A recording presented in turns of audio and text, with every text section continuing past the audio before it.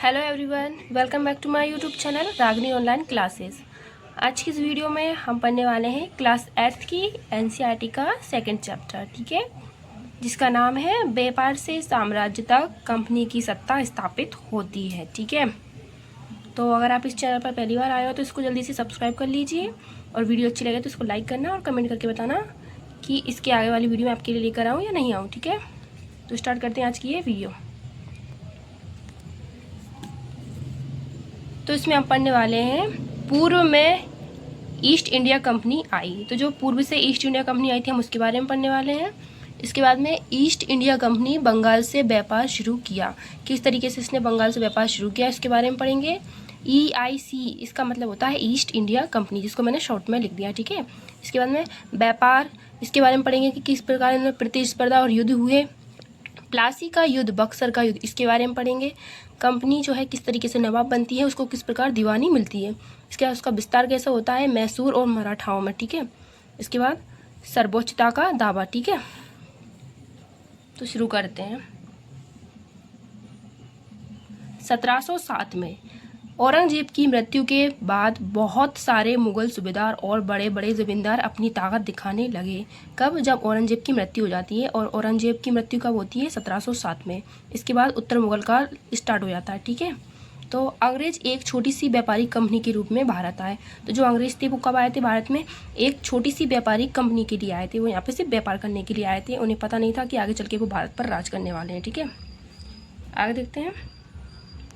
पूर्व में east India company का आना। तो जो ईस्ट इंडिया कंपनी थी वो कहाँ से आई थी? पूर्व से आई थी, इसलिए इसको ईस्ट इंडिया कंपनी कहते हैं। ठीक है, तो सन 1600 में ईस्ट इंडिया कंपनी ने इंग्लैंड की महारानी, कहाँ की महारानी थी? इंग्लैंड की, एलिजाबेथ प्रथम से चार्टर यानी कि इजाज़तनामा लिया।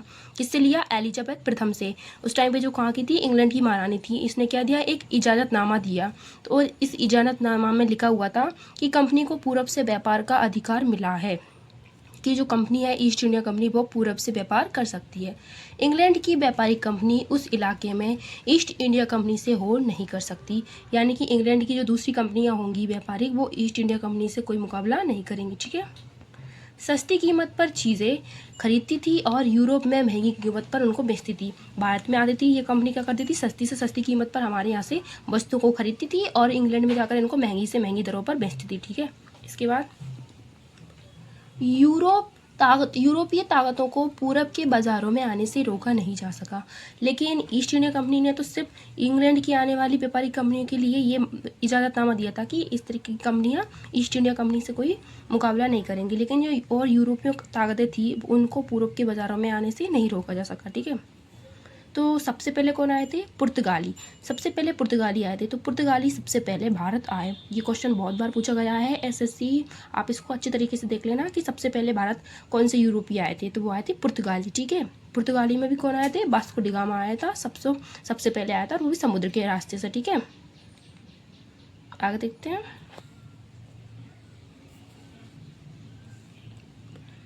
ईस्ट इंडिया कंपनी बंगाल में व्यापार करती है। तो सबसे पहले ईस्ट इंडिया कंपनी का आई थी, उन्होंने बंगाल से क्या किया था? व्यापार स्टार्ट किया था।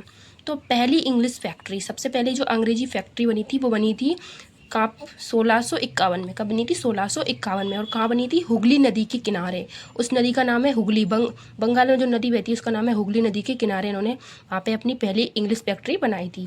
इसके बाद में जो व्यापारियों थे उनको क्या बोलते थे? वो बोलते थे फैक्टर। ठीक है, जो व्यापारी थे उनको फैक्टर बोलते थे। और जो फैक्टर होते थे उनमें वेयर हाउस होते थे। वेयर हाउस मतलब ऐसी जगह होती थी यहाँ पे जो निर्यात होने वाली चीज़ें होती थी उनको जमा किया जाता था, यानी कि जो चीज़ें बाहर भेजी जाएंगी भारत से उनको वहाँ पे रखा जाता था ताकि वहाँ से उठा के उनको वहाँ पे ले आया जा सके। इंपॉर्टेंट क्वेश्चन है, आप इसको देख लेना अच्छे से। इसके बाद में किस तरीके से यहाँ पे क्या होता था? व्यापार, युद्ध, प्रतिस्पर्धा। यहाँ पे एक किला बनवाया गया। ठीक है, और ये जो किला है अब अफसरों ने मुगलों को रिश्वत देकर 3 गांव की ज़मींदारी खरीदी थी। तो जो आप जो किला देखेंगे वो किला जो है उसको मुगलों से ख़रीदा गया था। उसने मुगलों से 3 गांव खरीदे थे, इसके बाद वहाँ पे उस किले का निर्माण करवाया गया था। तो जो 3 गांव थे वो कौन कौन से थे? एक था कालीकट, दूसरा था सुधा नदी और तीसरा है गोविंदपुर। तो ये 3 गांव जो थे इनकी ज़मींदारी खरीद ली मुगलों से। किसने? अंग्रेजों ने। और वहाँ पे एक नगर बसा दिया जिसका नाम है कोलकाता नगर। ठीक है, तो ये क्वेश्चन भी बहुत बार पूछा गया है। ये सारी वीडियो बहुत ज़्यादा मोस्ट है आपके लिए, आप अच्छे तरीके से इसको देखना और अपने नोट्स तैयार कर लेना। अगर कोई दिक्कत आए तो दोबारा किसी आप मुझसे कमेंट करके पूछ सकते हो, ठीक है। आगे है, पुर्तगाली सबसे पहले भारत आए। तो ये क्वेश्चन बहुत बार बना है कि सबसे पहले भारत कौन आए, तो हमें पता है कि पुर्तगाली आए थे, ठीक है। तो पुर्तगालियों के बाद कौन आया था, उनके बाद आए थे डच, इसके बाद आई थी अंग्रेज और इसके बाद आए थे फ्रांसीसी, ठीक है। तो इसको आप शॉर्ट में याद कर सकते हो PDEF, पुर्तगाली, डच, इंग्लिश और फ्रांसीसी, ठीक है। इसके बाद समस्याएं देख लेते हैं। तो क्या समस्या थी, ठीक है। तो जो यूरोप के बाज़ारों में मांग थी, किसकी मांग थी, यूरोप के जो बाज़ार थे वहाँ पे भारी जोर से मांग थी, किसकी, बारीक सूती कपड़ों की बहुत ज़्यादा मांग थी और रेशम की बहुत ज़्यादा मांग थी, ठीक है। उस टाइम पे जो रेशम था सोने के भाव से तोला जाता था कि सोना जितना ले लो उतना ही रेशम ले लो, ठीक है। इसके बाद में काली मिर्च थी, उसको बोलते थे सुनहरा, उसको बोलते थे ब्लैक गोल्ड, ठीक है। यानी कि उसको बोलते थे काला सोना। क्या बोलते थे उसको, काला सोना बोलते थे काली मिर्च को यूरोप में, इसलिए इसकी बहुत ज़्यादा मांग थी। इसके बाद लौंग, इलायची और दालचीनी, ठीक है। इन सब की ज़बरदस्त मांग थी कहाँ पे, यूरोप के बाज़ारों में, इसलिए यहाँ से इनको सस्ती से सस्ती कीमत पर ख़रीदा जाता था और यूरोप के बाज़ारों में महंगी से महंगी कीमत पर बेचा जाता था। इससे क्या होता था, हमारे भारतीय जो उत्पादक होते थे उनको बहुत ज़्यादा घाटा होता था, ठीक है। इसके बाद इनकी बढ़ती मांग से प्रतिस्पर्धा हुई और यूरोपीय कंपनी का मुनाफा मरने लगा। क्या हो गया, तो ये जो कंपनी थी इनको क्या होता था, यहाँ से खरीद के दूसरी जगह पर बेचती थी यूरोप में। तो यूरोप में जो और कंपनियाँ थी उनके भी सबके बीच क्या हुई, होड़ हुई, एक प्रतिस्पर्धा हुई कि हम सभी इस तरीके से चीज़ें बेचते हैं। तो सबके बीच में क्या हो गई, एक जंग से छिड़ गई कि सिर्फ एक ही कंपनी बेच सकती है, लेकिन ये सभी बेचने लग गए, आपस में लड़ाई झगड़े करने लग गए। फिर उन्होंने क्या किया, एक दूसरे को भारत से मिटाने की योजना बनाई। फिर युद्ध हुए जिसमें कौन जीते, ब्रिटिश जीते, ठीक है। नीचे देखते हैं बंगाल के नवाब का सही क्रम। तो उस टाइम पे बंगाल में नवाब हुआ करते थे, तो सारी की सारी जो सत्ता थी बंगाल में किसकी होती थी, नवाब के पास होती थी। तो जो बंगाल के नवाब होते थे उनमें सबसे पहले कौन था, उनमें सबसे पहले था मुर्शिद कुली खान, ठीक है। मुर्शिद कुली खान, उसके बाद अलीवर्दी खान, फिर आता है सिराजुद्दौला और फिर आता है मीर कासिम। ये कौन थे, बंगाल के नवाब हुआ करते थे। और ये जो नवाब हैं इनके बारे में बहुत बार क्वेश्चन बने हुए हैं, इन नवाबों के नाम आप अच्छी तरीके से देख लेना। आगे हम इनके बारे में और डिटेल से पढ़ेंगे जब हम स्टैंडर्ड बुक्स को कवर करेंगे, ठीक है। आगे देखते हैं, व्यापार से युद्ध, किस प्रकार ब्रिटिश ईस्ट इंडिया कंपनी व्यापार से युद्ध तक पहुंची, इसके बारे में देखते हैं। तो 18वीं सदी में क्या होता है, कंपनी और बंगाल के नवाबों में टकराव होता है। क्या होता है, जब 18वीं सदी चलती है तो कंपनी और बंगाल में क्या होता है, टकराव होता है। बंगाल के जो नवाब होते हैं उनके बीच क्या होता है, टकराव होता है, क्योंकि कंपनी से व्यापार करने आई थी लेकिन वो यहाँ पे धीरे धीरे अपनी मनमानी करने लग गई, जिससे जो बंगाल के नवाब होते थे उनको असंतोष हुआ, वो नाराज़ हुए और इससे इनके बीच क्या हुआ, टकराव हो गया, ठीक है। शासकों ने कंपनी को रियासतें देने से मना किया। जब कंपनी कहने लगी कि हमें थोड़ी ज़्यादा ज़मीन चाहिए जिस पे हम ज़्यादा तरीके से बड़े बड़े किले बनवाएंगे और फिर अपना व्यापार जो है विस्तार करेंगे, लेकिन शासकों ने मना किया और बदले में इनसे कर भी मांगा, टैक्स भी मांगा, लेकिन कंपनी इसको देने से मना करने लगी। इससे क्या हुआ, नवाबों में क्या हो गया, जो नवाब थे उनको गुस्सा आया और फिर इनके बीच युद्ध स्टार्ट हो गया, ठीक है। नजराने मांगे, ठीक है, सिक्के डालने से मना किया।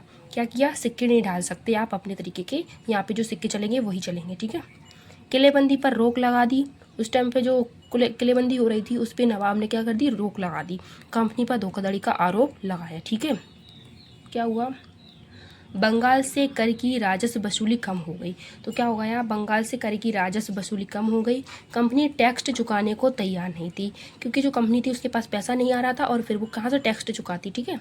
इसके बाद में कंपनी का कहना था कि स्थानीय अधिकारियों की बेतुकी मांग से व्यापार तबाह हो रहा है। उन्होंने क्या कहा था, बंगाल के नवाब ने, कि आप हमें हमारा टैक्स दीजिए, जिस तरीके का होता था ना उस टाइम पे कि ज़मीन के बदले पे आपको टैक्स देना पड़ेगा। तो उन्होंने क्या कहा कि इस तरीके की बेतुकी मांगों से हमारा जो व्यापार है वो तबाह हो रहा है, नष्ट हो रहा है, ठीक है।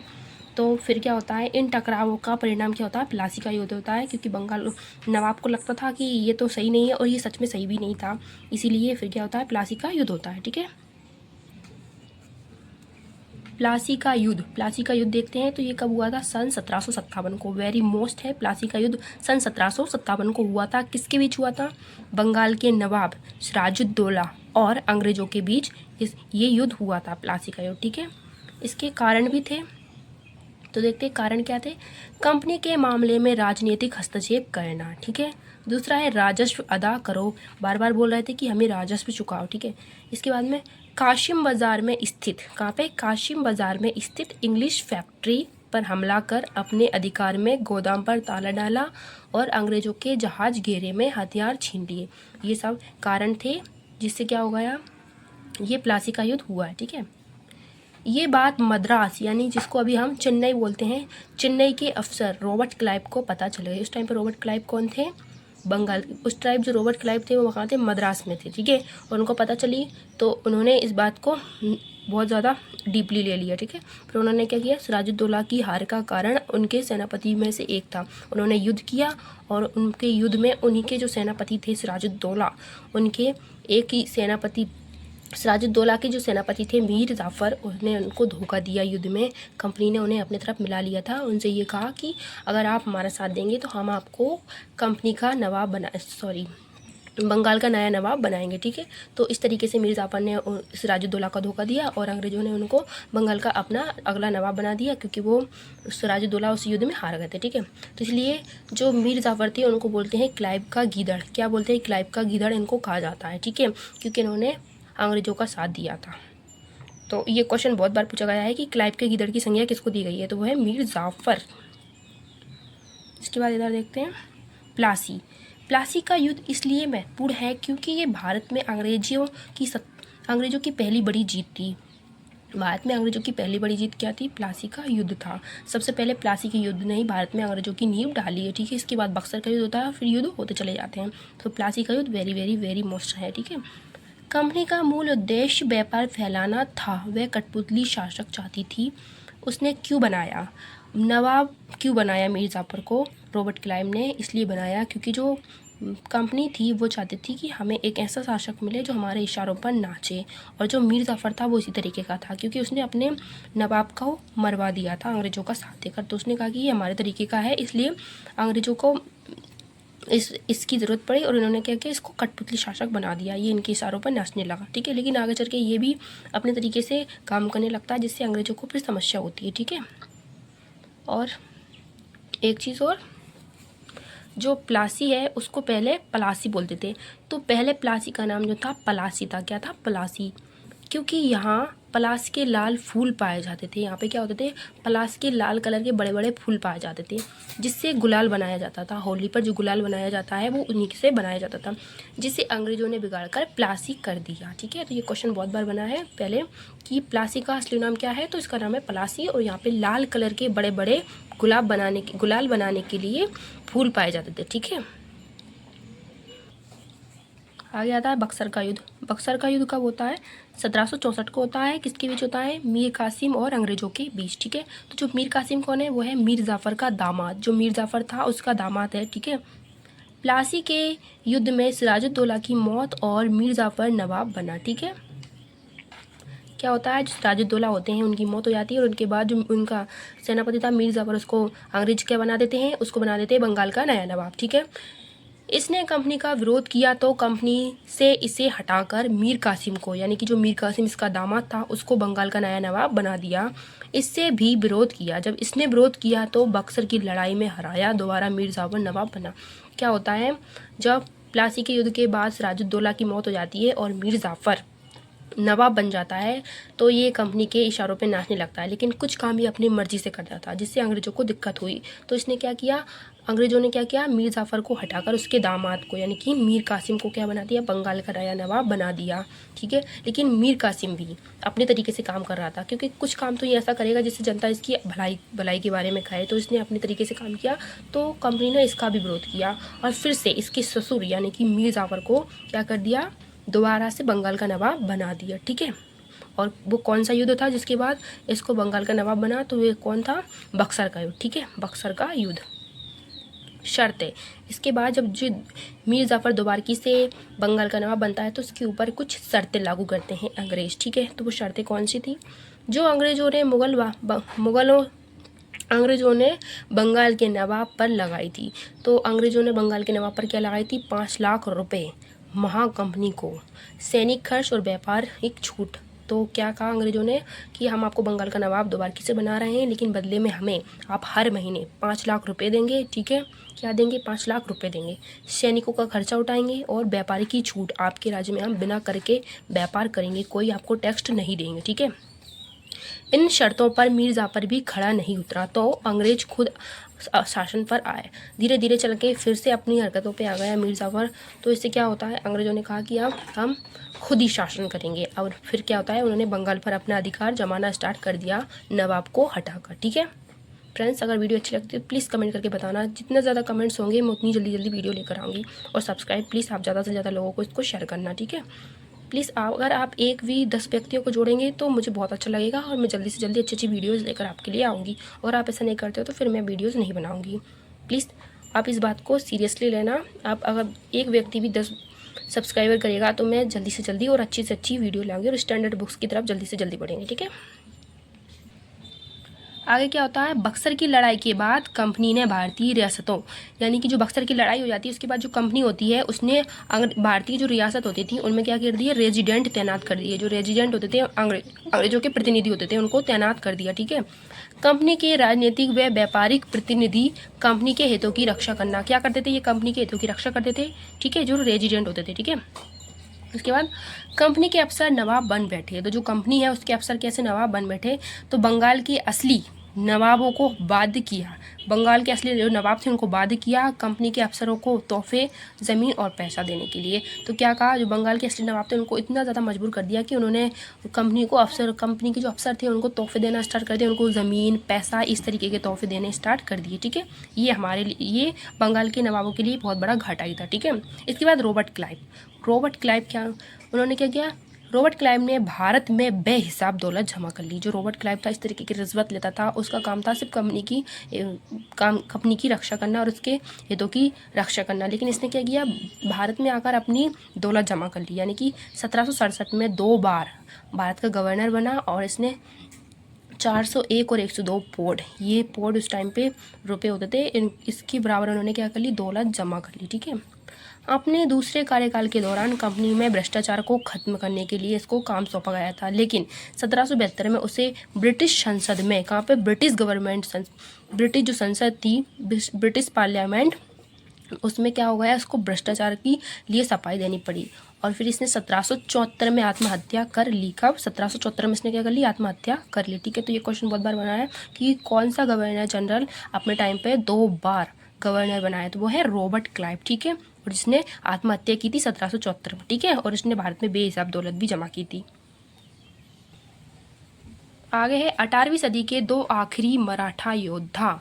तो 18वीं सदी में आखिरी 2 मराठा योद्धा कौन थे, तो वो थे महादजी सिंधिया और नाना फडणवीस। ये जो है मराठाओं के बारे में बताते हैं। ठीक है, तो जब हम मराठाओं के बारे में पढ़ेंगे तो इनके बारे में हम डिटेल से पढ़ेंगे, लेकिन ये जो 2 नाम है आप अच्छे से याद रखना। ठीक है, महादजी सिंधिया और नाना फडणवीस। ठीक है, आंग्ल मराठा युद्ध, आंग्ल का मतलब होता है अंग्रेज और मराठा का मतलब मराठी होते हैं। इनके बीच 3 युद्ध हुए थे। कितने आंग्ल मराठा युद्ध जो थे वो 3 हुए थे। कौन कौन से, तो सबसे पहले 1782 में क्या होता है, सालवाई की संधि होती है। पहले युद्ध के बाद जो 1782 में सालवाई की संधि होती है, ये बहुत बार पूछा गया है कि सालवाई की संधि कब हुई थी, तो 1782 में, प्रथम आंग्ल मराठा युद्ध के बाद। ठीक है, इसके बाद द्वितीय होता है 1803 से 1805 तक चलता है। इसमें क्या होता है, उड़ीसा, आगरा और यमुना, इन सब पर अंग्रेजों का कब्जा हो जाता है। ठीक है, इसके बाद 1817 से 1819 तक चलता है। इसमें क्या होता है, ये आखिरी युद्ध होता है अंग्रेजों का मराठाओं से। मराठाओं को पुणे से हटाकर कानपुर के समीप बिठूर में पेंशन पर भेज दिया जाता है। तो जो आखिरी थे मराठा, उनको कहाँ पे, पुणे से हटाया। कहाँ पे, जो पुणे में पहले क्यों रहते थे, पुणे में पहले पेशवा रहते थे। ठीक है, तो उनमें से जो आखिरी पेशवा थे, पेशवा बाजीराव द्वितीय, उनको हटाकर कानपुर के समीप, कहाँ, बिठूर में, एक जगह थी बिठूर, वहाँ पे पेंशन के रूप में उनको रहने के लिए अंग्रेजों ने कहा। ठीक है, अगर उनकी बात नहीं मानेंगे तो फिर उनको मार दिया जाएगा। ठीक है, विलय नीति, हड़प नीति। विलय नीति को ही हड़प नीति कहते हैं। ये कौन लेके आया था, लॉर्ड डलहौजी। ठीक है, लॉर्ड डलहौजी क्या लेके आया था, विलय नीति लेके आया था। बहुत ज़्यादा मोस्ट है। शासक का पुत्र उत्तराधिकारी नहीं तो कंपनी उसकी रियासत को हड़प लेगी। क्या होता था, इसमें गोद लिए हुए पुत्र को उत्तराधिकारी नहीं माना जाएगा। अगर राजा का असली बेटा होगा तो उसको ही राजा का अधिकार दिया जाएगा, वरना उसकी ज़मीन को क्या कर लेंगे, उसकी जो संपत्ति उसको हड़प लेंगे कौन, अंग्रेज, और ब्रिटिश ईस्ट इंडिया कंपनी में उसको मिला लिया जाएगा। ठीक है, रियासतें जो मिलाई गई, तो कुछ रियासतें थी जो उस टाइम पे जिनके पास गोद लिए पुत्र थे, जिनको अंग्रेजों ने उत्तराधिकारी नहीं माना। तो पहला था सतारा 1848 में इस पर कब्जा कर लिया गया। दूसरा है संबलपुर 1850 में, उदयपुर 1852 में, नागपुर 1853 और झांसी 1854 में, और जो आखिरी थी वो थी अवध। ठीक है, अवध पे क्या कर लिया उन्होंने, आखिरी रियासत थी जिस पर उन्होंने कब्जा कर लिया है। और ये कौन लेके आया था, लॉर्ड डलहौजी। ठीक है, तो वेरी वेरी वेरी मोस्ट। ठीक है, इसके बाद था टीपू सुल्तान और मैसूर। तो इसमें मैसूर के बारे में जब हम पढ़ेंगे उसके बारे में डिटेल से पढ़ेंगे। यहाँ पे बताते हैं मैसूर और टीपू सुल्तान के बारे में। तो जो टीपू सुल्तान थे वो कौन थे, हैदर अली के पुत्र थे। ठीक है, हैदर अली जो कौन थे, मैसूर के शासक थे, और ये 1761 से लेकर 1782 तक इनका टाइम पीरियड है। ठीक है, इसके बाद इनके पुत्र आते हैं टीपू सुल्तान 1782 से 1799। ठीक है, 1799 में आखिरी युद्ध होता है। तो ये युद्ध होते हैं मैसूर और अंग्रेजों के बीच। ठीक है, तो कौन से, इसका कारण था मालाबार तट पर नियंत्रण, मिर्च मसाला इलायची निर्यात। क्या होता था, अंग्रेजों ने मालाबार तट पर नियंत्रण कर लिया था। ठीक है, जो फ्रांसीसियों के पास था, और जो उस टाइम पे फ्रांसीसी जो लोग थे वो मैसूर के अच्छे मित्र थे। ठीक है, फ्रांसीसी से घनिष्ठ संबंध, अपनी सेना का आधुनिकीकरण। जो मैसूर के हैदर अली और टीपू सुल्तान थे वो फ्रांसीसियों से तो अच्छे तरीके से उनके घनिष्ठ संबंध थे, उनके दोस्त थे, लेकिन अंग्रेजों से उनके संबंध खराब थे, क्योंकि अंग्रेजों के साथ उनके संबंध अच्छे नहीं थे, तो इसलिए उनके बीच युद्ध हो गया। ठीक है, इसके बाद आंग्ल मैसूर युद्ध। कितने आंग्ल मैसूर युद्ध होते हैं, 4 आंग्ल मैसूर युद्ध होते हैं, वेरी वेरी मोस्ट। ठीक है, पहला होता है 1767 से 1769 तक। ठीक है, पहला होता है 1767 से 1769 तक। ठीक है, दूसरा होता है 1780 से 1784, तीसरा होता है 1790 से 1792, और चौथा होता है 1799। ठीक है, और जो आखिरी होता है 1799 में, उसमें एक संधि होती है श्रीरंगपट्टनम की संधि। ठीक है, इससे क्या होता है, मैसूर के साथ सारे के सारे